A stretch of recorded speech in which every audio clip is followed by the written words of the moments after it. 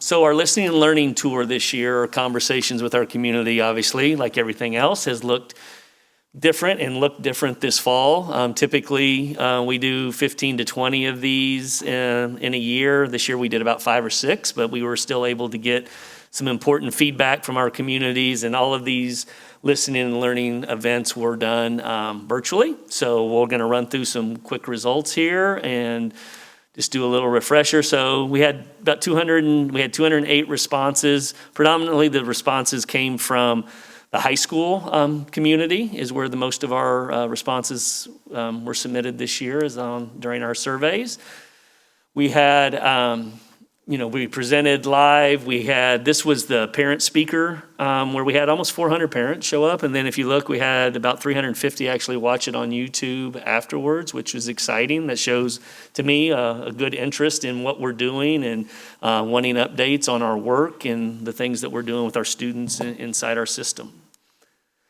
And then part of this listening and learning this year, you heard us speak about, growth mindset, and the pandemic has highlighted the need for a growth mindset tremendously. If you lived in a fixed mindset over the past 12 months, then you've probably really struggled. And so we were just curious with our community when they heard that word, what did that mean? And I think it says it all right there, flexibility, right? So we've all had to do that the last 12 months. So that's kind of just a cool wordle to kind of capture something and what people think about a certain topic.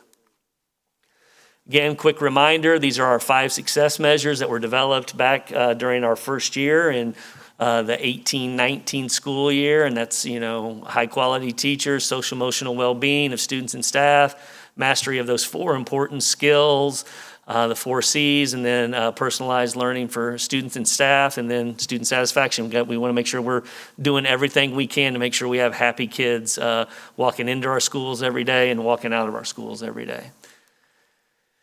Some things that were highlighted are on there. Communication, things that we're doing well, personalized learning.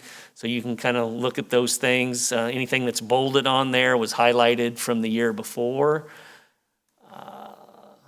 Things that we can improve on, communication. It seems like every year it says some people think that we do a really good job at that. And sometimes people are thinking that we're not doing such a good job at that. So you can see that. The facilities piece, I think that's important. I think our community recognizes that, and we continue to do a lot of work around not just the high school campus, but, we have some conversations as a community that we're going to have over the next, 16 to 20 months about how do we move forward with our next level and next need of facility. So I think our community recognizes that.